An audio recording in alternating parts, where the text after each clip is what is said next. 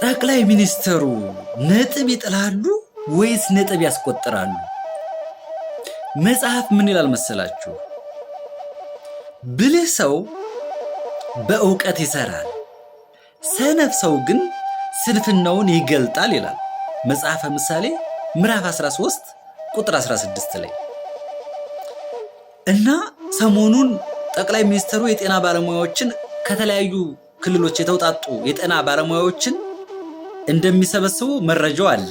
የተመረጡ ሰዎችም እንዳለ መረጃው አለ።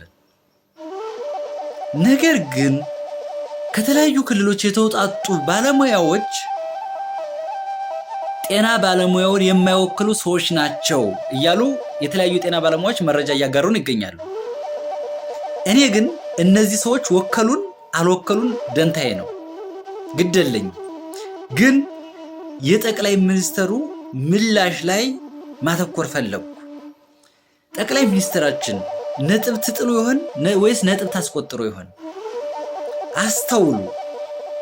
2011 ላይ ከመቶ 0% ነው ጠቅላይ ሚኒስትሩ ያገኙት። ሙሉ ነጥብ ጥለው ነው የወጡት። ሐኪም ቆሻሻ ነው እያሉ፣ ጤና ባለሙያ ሰዓት አያከብርም እያሉ፣ ኢትዮጵያ እኮ ኩላሊት እየተሸጠባት ዝም ብላ የምትኖር ሀገር ናት እያሉ፣ እኔም እኮ ውጭ ሀገር ሄጄ መስራት እችላለሁ እያሉ ሙሉ ነጥብ ጥለው ነው የወጡ። አሁንስ እንደው የ2011ን ይደግሙት ይሆን? ነጥብ ይጥሉ ይሆን? አሁን ከዚያ ስህተት ተምረው ነጥብ አስቆጥረው መውጣት አለበት ክቡር ጠቅላይ ሚኒስትር።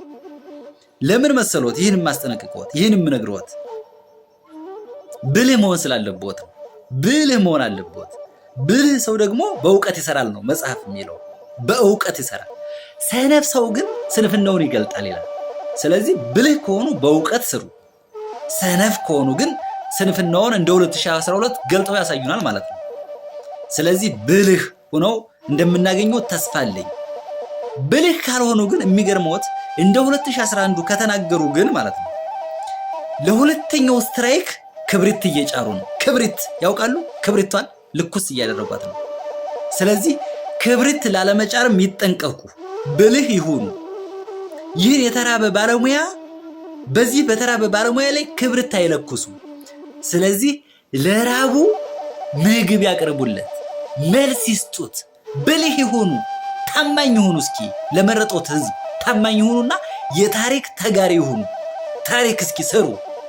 ታሪክ ሰርተው ጥሩ ነገር አድርገው ይህን የጤና ባለሙያ ልቅሶ ሮሮ ሰምተው ጩኸቱን አድምጠው መልካም ነገር አድርጋችሁ እንድናመሰግናችሁ ይሁኑ።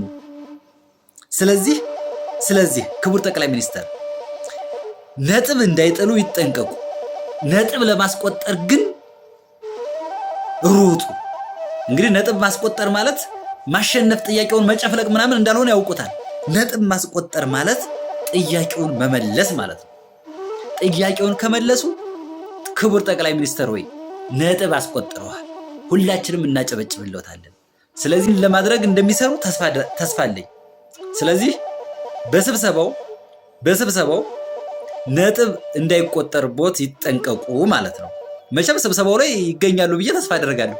መቼም በሌላ ሰው ስብሰባውን ካካሄዱት ሌላ ውርደት ውስጥ እንደሆነ ምንም ጥያቄ የለውም። ስብሰባው ላይ እንደሚገኙ ተስፋ ስላለኝ ነው።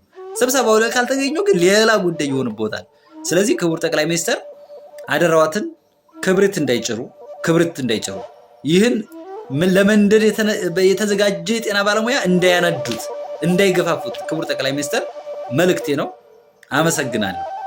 እስኪ ኮመንት ላይ ክቡር ጠቅላይ ሚኒስትር ነጥብ ይጥላሉ ወይስ ነጥብ ያስቆጥራሉ? ኮመንት ላይ ያስቀምጡልን እስኪ። አመሰግናለሁ።